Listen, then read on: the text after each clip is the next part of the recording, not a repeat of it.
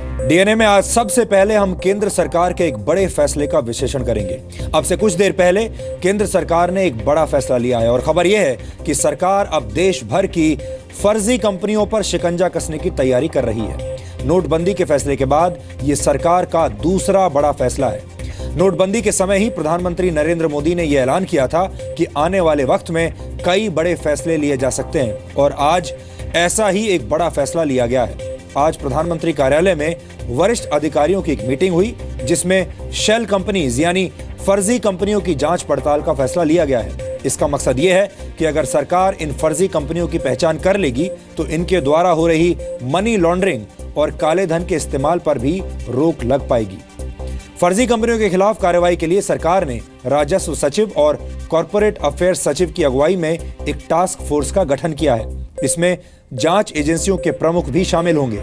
ये task force देश में फर्जी कंपनियों के खिलाफ की जा रही कार्रवाई की निगरानी करेगी।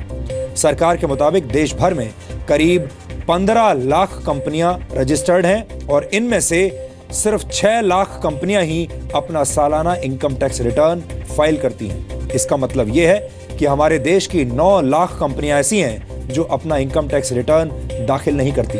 सरकार को शक है कि इनमें से बहुत सारी कंपनियां मनी लॉन्ड्रिंग के लिए सिर्फ कागजों पर ही चलाई जा रही हैं, यानी फर्जी कंपनियां कई तरह की वित्तीय गड़बड़ियों में शामिल हैं। सरकार को शक है कि इनका इस्तेमाल काले धन को सफेद करने के लिए होता है। सरकार ने इन कंपनियों की गड़बड़ियों का विस्तार से विश्लेषण भी किया है। सरकार के मुताबिक नोटबंदी के ऐलान के बाद नवंबर और दिसंबर 2016 में इन कंपनियों के बैंक खातों में 1238 करोड़ रुपए कैश में जमा किए गए हैं। सीरियस फ्रॉड इन्वेस्टिगेशन ऑफिस यानी SFIO ने 49 संदिग्ध कंपनियों के खिलाफ आपराधिक धोखाधड़ी का केस दर्ज करके जांच शुरू कर दी है। सूत्रों के मुताबिक इन कंपनियों के जरिए 559 लोगों ने 3,900 करोड़ रुपए के काले धन को सफेद करने का काम किया है। इसमें 54 प्रोफेशनल्स भी शामिल थे। सरकार ने इनकम टैक्स विभाग, प्रवर्तन निदेशालय और काले धन की SIT समेत सभी संबंधित जांच एजेंसियों को इसकी जानकारी दे दी है। प्रवर्तन निदेशालय ने मनी लॉन्ड्रिंग का केस दर्ज करने के बाद अब जांच शुरू कर दी है।